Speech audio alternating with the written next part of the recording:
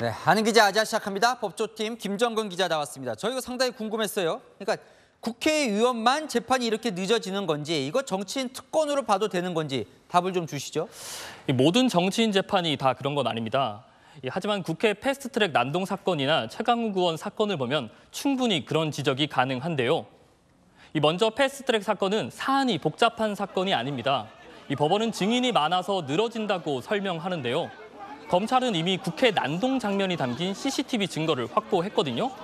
만약 국회의원이 아니라 일반인이 국회에서 폭력을 행사했고 CCTV 영상까지 있었다면 1심 재판이 3년 반이나 걸리진 않을 겁니다. 재판이 길어지는 사건 또 있는데요. 최강욱 의원 같은 경우 항소심까지 의원직 상실형을 선고받았지만 불복해서 3심 재판을 받고 있습니다. 대법원은 이미 공범인 정겸식 교수 재판에서 최 의원이 발급한 인턴 증명서가 허위라고 결론 내렸는데요. 정경수가 징역 4년형을 확정받은 게 지난해 1월입니다. 하지만 최 의원에 대한 최종 판단은 미뤄지면서 의원직을 이어가고 있습니다.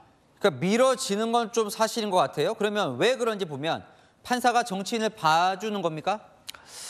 적어도 청와대 울산시장 선거 개입 사건을 보면 그런 지적이 타당하다고 볼 수 있습니다.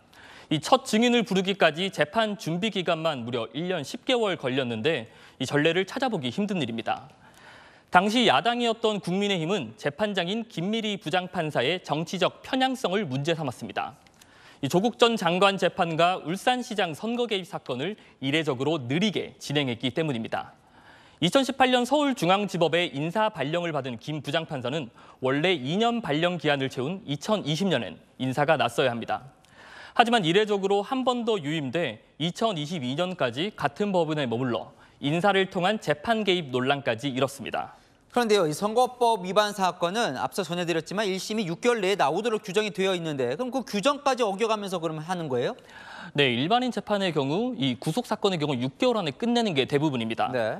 하지만 이 판사들은 구속 기한을 지켜 이 선고를 하는 게 통상적이기 때문인데요. 하지만 국회의원 불체포 특권을 누리다 보니 구속하기가 쉽지 않죠. 불구속 상태에선 판사들도 여유 있게 재판을 하게 됩니다. 공직선거법상 수사와 1심 재판은 6개월, 2심과 3심 재판은 3개월 이 안에 맞춰야 하는데요. 이 법원은 강제성 없는 훈시 규정이라고 해석해 이 기간마저 지키지 않고 있는 겁니다. 이 당초 선거 사건 시효를 제한한 건 수사와 재판이 지연돼 임기가 지나가는 것을 막기 위해서인데 이 법원이 법을 어기고 있다는 지적까지 나옵니다. 의원들이 불체포 특권 포기 못하는 또 이유가 있는 것 같군요. 아는 기자 김정근 기자와 살펴봤습니다.